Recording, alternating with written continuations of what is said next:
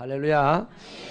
하나님의 은혜 가운데 한 주간을 지내시다가 이렇게 그 은혜를 기억하고 은혜 갚는 마음으로 자녀된 도리를 다하며 예배에 오신 여러분을 환영하고 하나님의 사랑과 축복이 여러분의 예배 가운데 가득하게 되기를 바랍니다. 우리 좌우에 계신 분들과 서로 축복하며 인사하시겠습니다. 사랑합니다. 잘 될 것입니다. 하나님 가까이에 계십시오. 인사하시겠습니다.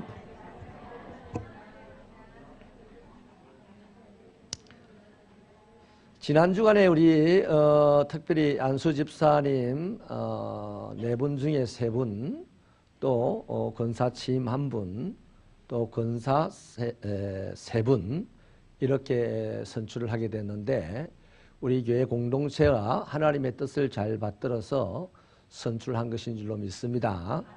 공동체의 뜻은 하나님에게로부터 받은 것인 줄로 믿고 우리 이분들을 진심으로 환영하고 축복하시기를 바랍니다. 이분들은 하나님의 일꾼으로 크게 쓰임받기를 바라는데 겸손과 온유와 오래 참음과 사랑으로 용납함으로 교회의 기둥이 크게 되어지기를 소원합니다. 정말로 인품도 또 신앙적인 자질도 거기에 버금가는 충분한 분들이 많이 있는데 아쉽게도 우리 교회의 사이즈가 더 많은 분들을 세울 수가 없는 그런 사이즈입니다. 우리 교회가 하루빨리 점점 더 수적으로도 부흥하고 성장하여서 모든 일꾼들이 제대로 일을 할 수 있는 그런 교회가 되기를 바라고, 혹시 아쉽게도 선출이 안 되신 분들은 하나님께서 나를 한 번 더 눌러서 다지는 거다 생각하고요, 옆으로 밑자리를 크게 깔기를 바랍니다. 그래서 더 큰 일을 하고 하나님께 더 귀한 일을 하는 종들이 되기를 바랍니다. 갈라디아서 2장 20절은요 우리의 신앙생활의 시작점이 어디인가를 분명하게 짚어주고 있습니다. 내가 그리스도와 함께 십자가에 못 박혔다. 그러므로 이제는 내가 사는 것이 아니다. 오직 내 안에 그리스도께서 사시는 것이다. 이제 내가 육체 가운데 사는 것은 나를 사랑하사 나를 위하여 자기 몸을 버리신 하나님의 아들을 믿는 믿음 안에서 사는 것이다 라고 말하죠. 바로 우리 신앙생활의 시작점은 예수님이 지신 십자가입니다. 거기서 저와 여러분은 죄와 결별하였습니다. 천국 백성이 되었습니다. 하나님의 자녀가 되었습니다. 영원한 생명의 나라에 들어갈 자격까지 얻게 된 것이죠. 우리가 십자가에서 예수님을 만나게 된 사건을 거룩한 만남이라고 합니다. 그러나 분명한 것은요, 예수 만났다고 완성된 것이 아닙니다. 이제 예수님을 만났기 때문에, 십자가에서 예수님을 만났기 때문에 우리의 인생은 시작이 된 것입니다. 이제부터 우리는 완전하신 하나님에게까지 이르도록 나아가야 합니다. 그러기 위해서는 우리의 길이 되고 진리가 되고 생명이 되시는 예수 그리스도와 함께 가야 하는 것입니다. 그 일련의 과정들을 일컬어서 동행이라고 합니다. 신앙생활은 곧 예수와 동행하는 것이에요. 에녹만 유달리 하는 것이 아니고요, 모두가 에녹처럼 그렇게 예수와 동행하는 것이 신앙생활이라는 것이죠. 그런데 주님과의 동행은 본인이 주님을 사랑하지 않고는 절대로 불가능한 일입니다. 왜냐하면 우리가 주님과 동행하면서 하나님에게 나아가려고 할 때 세상이 우리를 가만히 내버려 두지 않기 때문입니다. 우리를 조롱합니다. 위협합니다. 심하면 죽이기까지 합니다. 그럼에도 불구하고 주님과 동행하면서 하나님께 꾸역꾸역 나가려고 한다면 반드시 우리에게 그것을 두려워하지 않는 용기가 있어야 되는 것이죠. 그 용기는 어디서 나올까요? 돈이 많으면 나올까요? 공부를 많이 했으면 나올까요? 힘이 세면 나올까요? 절대로 안 나옵니다. 이 세상이 방해하는 속에서도 우리가 주님과 동행하면서 하나님에게로 한 걸음 한 걸음 나가려면 용기가 필요한데, 그 용기는 주님을 사랑할 때에 나오는 것입니다.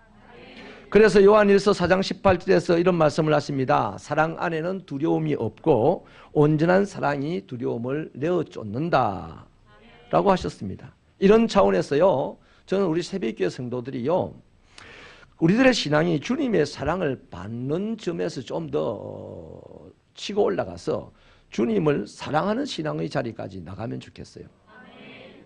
너무 오랜 동안 주님에게 사랑만 받고 살려는 의식을 가지고 신앙생활을 했다고 생각이 듭니다. 이제는 주님을 사랑하면서 살겠다는 의식으로 살 때에 우리는 하루를 살아도 주님 가까이 가는 것이 내 눈으로 보이게 될 줄 믿습니다.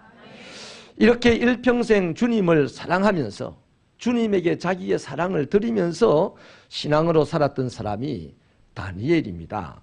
본문은 단 한 절이지만 다니엘이 평생에 하나님을 얼마나 사랑했는지를 아주 분명하게 보여주고 있습니다. 우리 수고스럽지만 한 번 더 힘차게 읽어주시겠습니다. 시작.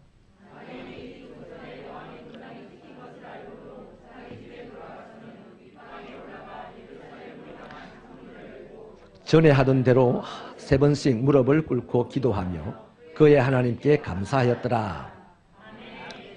배경은 이렇습니다. 다니엘은 어린 소년 시절에 포로로 바벨론에 끌려간 유대인입니다. 그런데 다니엘이 유난히 지혜와 지식과 총명과 재주가 탁월했습니다. 그래서 젊은 나이에 바벨론의 총리가 되었죠. 바벨론이 망하고 난 이후에는 메대와 파사가 세계를 지배하는 나라로 서게 되었는데 다니엘은 거기서도 승승장구하였습니다. 그 나라의 세 총리 중에 우두머리가 된 것이죠. 그러자 이 본국의 신하들은 자연히 다니엘을 미워하고 시기하게 되었습니다. 그래서 흠을 잡아서 다니엘을 어쨌든 그 지위에서 끌어내리려고 온갖 노력을 다 하였습니다. 하지만 다니엘서 6장 4절은 그들이 아무리 조사를 했었어도 다니엘에게서 아무 흠을 발견할 수 없었다라고 하고 있습니다. 그러던 중에 이 사람들이 한 가지 놀라운 사실을 발견을 했는데요. 다니엘이 자기 하나님께 기도하는 것이 몸에 배어 있다는 것을 알게 됐습니다. 그래서 그들은 그것을 가지고 즉각 음모를 꾸미게 됐는데 다니엘서 6장 7절로 9절에 그 음모가 나타나 있죠. 왕의 명령으로 내린 금지령입니다. 그 내용은 이제부터 30일 동안 누구든지 왕 외에 어떤 신에게나 다른 사람에게 무엇을 구하면 사자굴에 던져 넣는다는 것이죠. 여러분, 다니엘 한 사람을 죽이려고요, 모든 신하들이 모의하여서 금지령을 만들었습니다. 다리오 왕도 자신의 도장을 그 금지령에 찍어서 조서로 발표하기까지 이르렀습니다.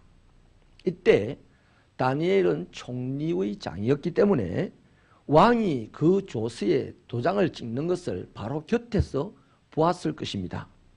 그러나 그렇기 때문에 간신들이 어떤 음모를 꾸미고 있는지도 누구보다도 먼저 알고 있었을 것입니다. 그런데도 다니엘은 하나님께 기도했어요. 여러분, 다니엘의 기도는 보통 기도가 아닙니다. 대단한 기도죠. 다니엘의 기도에요, 특이한 점이 3가지가 있는데 하나는 알면서도 기도했다는 겁니다. 다시 말하면 지금 기도하면 죽을 줄 알면서 기도한 거예요. 왕의 금령을 어기면 사자굴에 던져서 죽임을 당한다는 사실을 다니엘이 가장 먼저 정확하게 알고 있습니다. 그런데도 기도한 것이 특이한 점입니다. 우리는 알면 안 하죠. 기도하면 죽는다는데 왜 기도를 할까? 기도하면 손해본다는데 기도할까요? 우리 대부분은 그런 상황이 오면 기도를 안 하죠. 기도하라 하면 성질을 내고 막 그럽니다. 내일부터 3일간 새벽기도 11조인데요. 이 새벽기도 11조 합시다 말하는 것도 좀 부담이 되네. 눈에 인상 쓰는 분이 점점 많아지는 것 같아서. 죽겠다 정말. 여러분, 두 번째 특이한 점은요, 전에 행하던 대로 기도하였다는 점입니다. 왕의 금령은 다니엘에게 다가온 인생 최악의 위기지 않습니까? 저와 여러분이 쉽게 생각하면요, 이 위기는 간단하게 풀어낼 수 있습니다.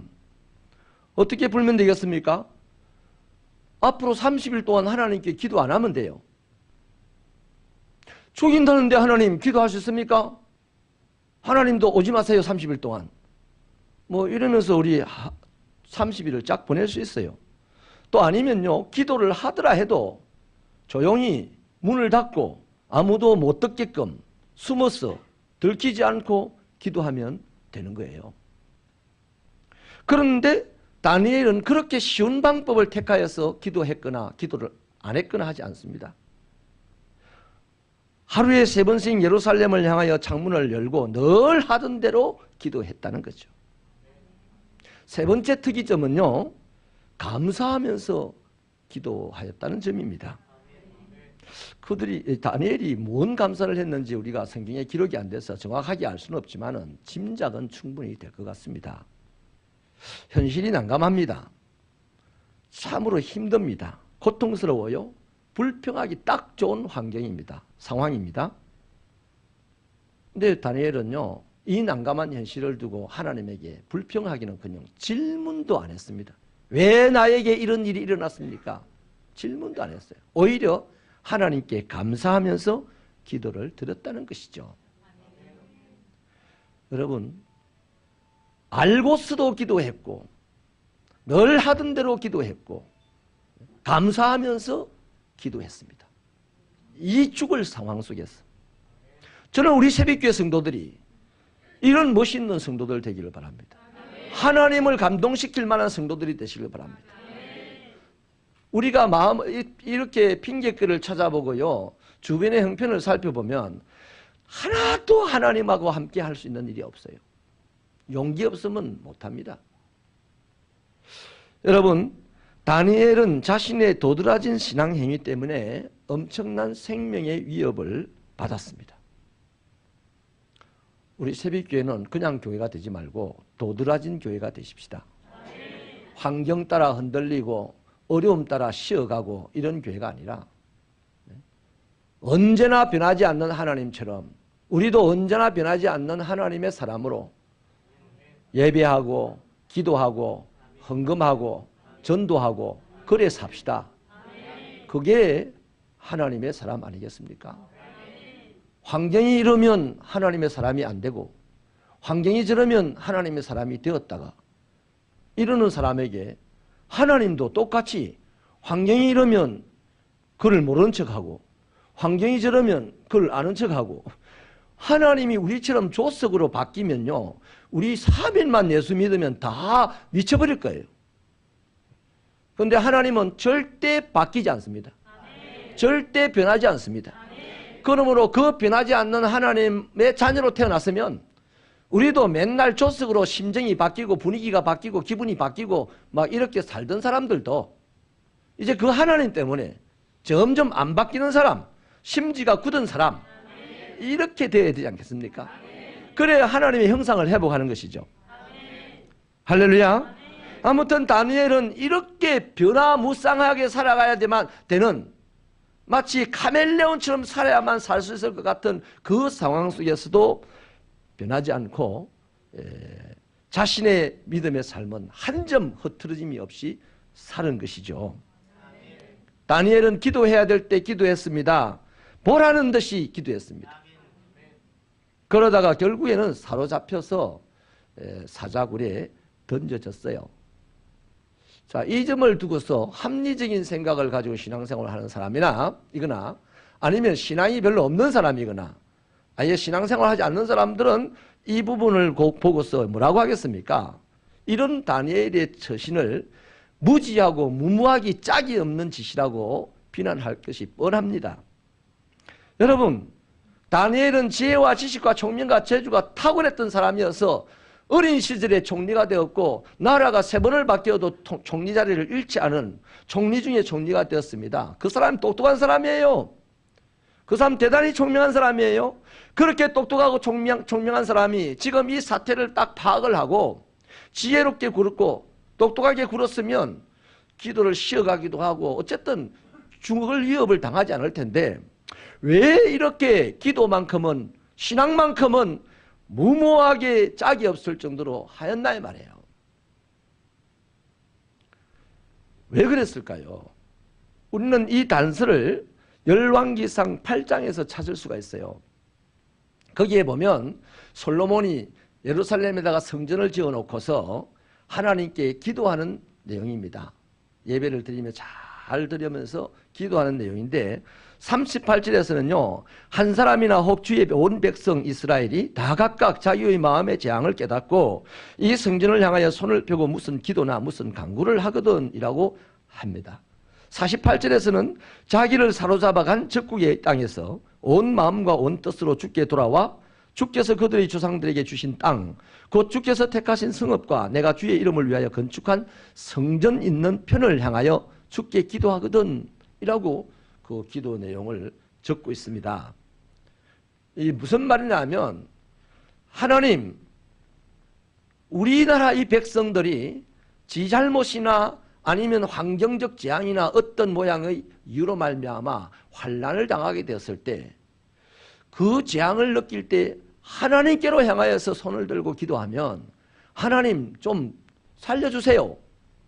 하나님 혹시 외국이 침입해 와가지고 우리나라 국민들이 외국으로 포로로 잡혀갔을 때 자기 고향 땅을 향하여 예루살렘을 향하여 성전이 서 있는 편을 향하여 하나님을 향하여 기도한다면 하나님 그들을 그 적국의 땅에서 대접받고 살아가게 하여 주시고 또 돌아오게 하여 달라고 그렇게 기도한 내용이거든요. 여러분, 다니엘은 유다가 망하고 난 뒤에 바벨론의 포로가 되온 소년이었지 않습니까? 지금도 환난을 당하고 있는 중입니다. 그 상황에서 다니엘은 원래 어릴 때부터 총명한 사람이기 때문에 자기 조상 솔로몬의 기도 내용을 이미 알고 있어요. 또 하나님의 말씀을 알고 있어요. 자기는 지금 자기 조국을 사랑합니다. 하나님의 나라를 사랑합니다. 그래서 그는 솔로몬의 기도대로 예루살렘을 향하여 창문을 열어놓고 손을 들고 하루 3번씩 무릎을 꿇고 지속적으로 기도해 온 것입니다. 이렇게 핍박받는 상황 속에서 다니엘은 하나님을 부끄러워하지 않았어요. 자기 자신의 기도 생활을 부끄러워하지 않았습니다. 왕의 조서를 두려워하지도 않았습니다. 바로 이게 뭡니까? 자기가 신뢰하는 하나님, 자기가 믿고 사는 하나님을 무던히도 사랑했다는 증거입니다. 요한복음 14장 15절에서요.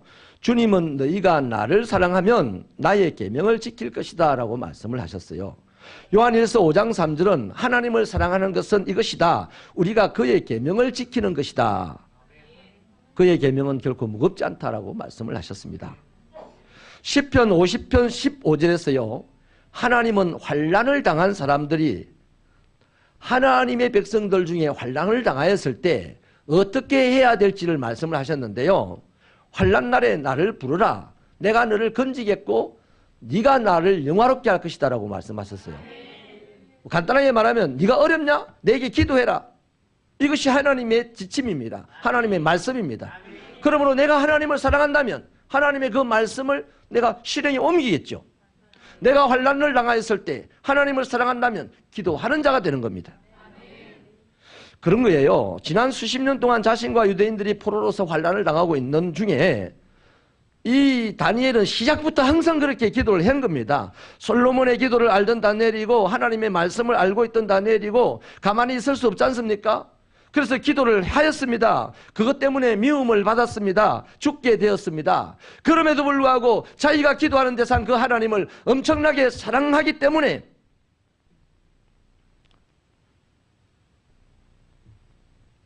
기도를 포기할 수 없습니다. 내 목숨을 포기하는 한이 있어도 기도는 포기하지 못하겠다. 내가 사자굴에 들어가 사자의 밥이 되는 한이 있어도 나의 신앙 하나님은 포기할 수 없다. 이거 어디서 나오는 겁니까? 사랑에서 나오는 겁니다. 바로 자신이 믿는 하나님을 절절하게 사랑했다는 것이죠. 기도했다 이게 중요한 게 아닙니다. 전도했다 이게 중요한 게 아니에요. 봉사했다 이게 중요한 거 아니에요. 하나님을 사랑했다 이게 중요한 겁니다. 잠언 8장 17절에서 하나님은요, 나를 사랑하는 자들이 나의 사랑을 입으며 나를 간절히 찾는 자들이 나를 만날 것이다 라고 말씀을 하셨어요. 이 말씀이 뭡니까? 하나님을 절절하게 사랑한 다니엘에게 똑똑하게 이루어지는 것을 봐야 되는 거죠. 자, 하나님을 사랑하여서 기도를 포기하지 않고 자기 목숨을 포기했어요. 다시 말하면 하나님을 사랑하여서 신앙을 포기하지 않고 자기 목숨을 포기했습니다. 그래서 사자굴에 던져졌죠. 그 순간에 다니엘을 시기하고 모함하여서 조서를 만들어서 내었던 이 모든 간신들의 생각에는 이제 즉시로 다니엘이 죽었다라고 생각을 했을 겁니다. 또 그 생각이 드는 순간 자기들이 다 모여가지고 자기들끼리 모여서 축배를 들며 밤새도록 즐겼을 거예요. 그런데 그들의 생각대로 되지 않았습니다. 다니엘이 사자굴에 떨어지는 순간 하나님은 천사를 보내어서 사자들의 입을 봉했습니다. 그리고 다니엘은 몸 하나 상하지 아니하고 밤새도록 그 사자굴에 있었어요. 저는 이것을 제 나름대로 목회자적으로 해석을 하면서 우습게 생각을 했습니다. 다니엘이 떨어지는 순간 이미 목숨을 포기했으니까 졸도를 했을지도 모르겠어요. 하나님을 사랑하여 난 죽겠다 생각하고 떨어졌으니까 뭐 내가 들어가면 살려주리라 이런 믿음 그거는 몰라요 지금. 그러나 나는 하나님을 사랑하기 때문에 오늘 이것으로 죽겠다 이런 믿음으로 떨어진 거죠. 그 사람이 위기 속에 떨어지면 먼저 졸도해서 죽는다는 말 있지 않습니까? 다니엘이 정신을 차려보니까 자기가 안 죽은 거죠. 보니 사자들도 있어요. 다니엘이 그날 저녁에 사자를 갖고 놀았겠죠. 아멘이십니까? 아마도 다니엘이 성경 지식이 많은 사람이기 때문에 이사야서에 나오는 말씀처럼 어린아이가 곰을 끌고 다니고 맹수를 끌고 다니는 그 말씀이 생각이 났을 겁니다. 그래서 나는 그날 밤에 다니엘은 밤새도록 사자들을 일어나 앉아 뒤로 치침 앞으로 치침 무릎 꿇어 두 손 들고 아멘 뭐 이런 거 시켰을 거라고 나는 생각이 듭니다. 얼마나 재미있었을까. 그래서 하루 날이 밤이 지나고 아침 해가 밝아왔습니다. 하나도 상하지 아니하는 다니엘의 이 놀라운 모습을 본 다리오 왕이 어떻게 이럴 수 있냐라고 물었고 다니엘은 그때 하나님을 이야기합니다. 그 하나님에 대한 간증을 들은 다리오 왕은 자기 입으로 하나님을 찬양하는 사람이 되었습니다. 그리고 다니엘을 모함했던 그 자들과 모든 가족들은 잡아다가 사자굴에 집어던졌는데 사자들이 바로 씹어서 뼈까지 쓰러뜨려서 먹었다고 합니다. 여러분, 다니엘은 어린 소년 시절부터 하나님을 사랑하였어요. 하나님의 말씀대로 살고자 뜻을 정하기도 했지 않습니까? 그 예가 뭡니까? 어린 아이들을 잡아다가 궁에 넣고서 왕이 잘 키워가지고 자기 일꾼으로 쓰겠다고 기를 때 좋은 음식 산해진미를 주었습니다. 먹으라고. 근데 그 산해진미를 다니엘은 먹지 않고 자기는 채식만 하겠다고 주장을 하지 않았습니까? 왜 그랬겠어요? 하나님이 금하는 율법으로 금하는 그 고기 음식들이 예를 들면 돼지라든지 이런 고기 음식들이 그 안에 들어있다는 말이죠. 그러면 그런 것들은 발라내고 먹으면 되잖아요. 그런데 다니엘은 얼마나 하나님을 사랑했는지 그 근처도 가지 않겠다는 겁니다. 그렇게 뜻을 정하였던 하나님을 사랑한 자였어요. 그러니 지금 어른이 되고 총리가 되고 난 이후에도 여전히 하나님을 사랑하는 마음은 변치 아니하였어. 자기가 죽을 수밖에 없는 이 기도의 상황 속에서도 기도를 포기하지 않고 목숨을 포기하고 나가더라 이겁니다. 여러분, 그 결과가 어떻습니까? 우리 다니엘서 6장 28절 한번 같이 읽어보실까요? 다니엘서 6장 28절 시작. 이 다니엘이 다리오 왕의 시대와 바사 사람 고레스 왕의 시대에 형통하였더라. 다 죽을 줄 알았습니다.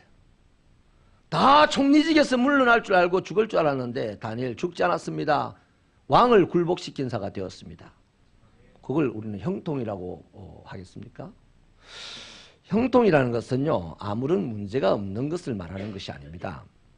여러분, 세상을 살아가는 사람들이 문제 없는 사람이 어디 있겠어요? 예수 믿는 사람들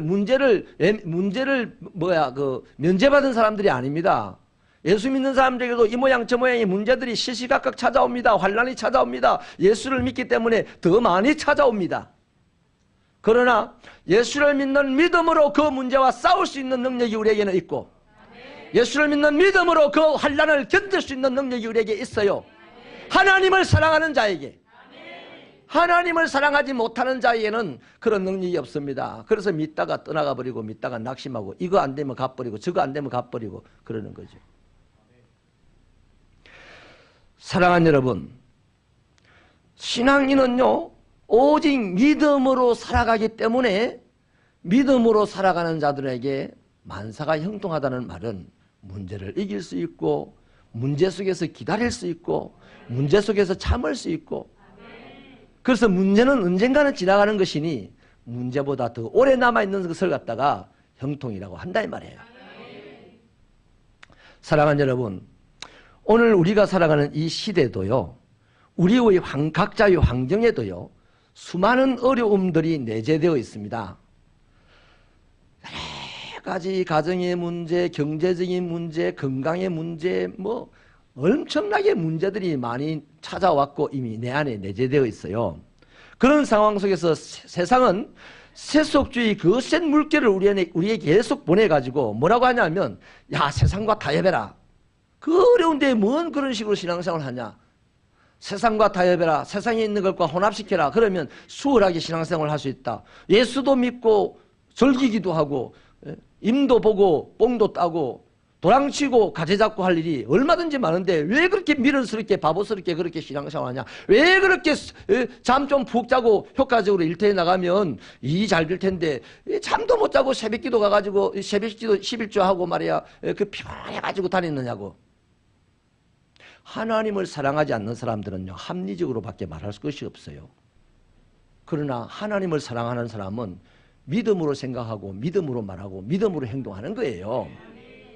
그런 사람을 하나님은 기뻐하셔서 천군 천사를 동원하여 오늘도 환난의 입을 봉하시고 우리를 견디는 우리를 햇빛보다 더 찬란한 영광 가운데 건져내시는 분이 하나님이지 않습니까? 사랑하는 여러분, 수만 가지 환난과 어려운 문제들이 우리 가운데 내재해 있다 할지라도 우리는 믿음의 절개를 지키셔서 하나님의 영광을 꼭 볼 수 있게 되기를 바랍니다. 다니엘에게 환난이 찾아왔듯이 오늘 우리들에게도 환난이 찾아왔어요. 다니엘에게 이미 하나님의 말씀과 약속이 있듯이 오늘 우리에게도 하나님의 말씀이 있어요. 이제는 하나 남았습니다. 다니엘은 시련의 상황 가운데서도 하나님을 사랑하여 하나님을 위해 죽어줄 용기를 가지고 신앙생활을 했습니다. 오늘 이 다니엘의 이 사랑함이 저와 여러분에게도 있었어. 우리도 하나님을 사랑하여 이 시련 가운데서 하나님을 기쁘시게 하리라 하는 요구가 있으면 다니엘처럼 우리는 인생을 세상을 지배하는 인생으로 살아갈 수 있단 말이에요. 아멘이십니까? 이것을 위해서 이 혼란스럽고 험악한 세월을 오늘 살아가는 21세기 다니엘의 신앙이 꼭 필요합니다. 여러분, 사랑을 받으면요 살아갈 수 있는 용기들이 생겨요. 그런데요 더 이상은 없어요. 사랑받는 사람이 큰일 못해요. 큰일은 누가 하느냐? 사랑을 하는 사람이 합니다. 예수 그리스도 우리의 사랑받으려고 온 게 아니고 우리를 사랑하려고 오셔서 우리를 위하여 죽어줄 용기 가지고 사시다가 죽어주셨습니다. 그래서 천하를 다스리는 위대한 구원자가 되셨습니다. 이제 우리 사랑을 받을 만큼 받았지 않습니까? 또 어려운 시대라서 사랑을 더 받아야 됩니까? 이제는 주님을 사랑해야 될 때입니다. 그러면 우리는 이 어려운 시대가 기회가 되어서 이 어려움이 지나가면 찬란한 모습으로 드러나 세상을 지배하는 자들이 될 줄로 믿습니다. 기도하시겠습니다.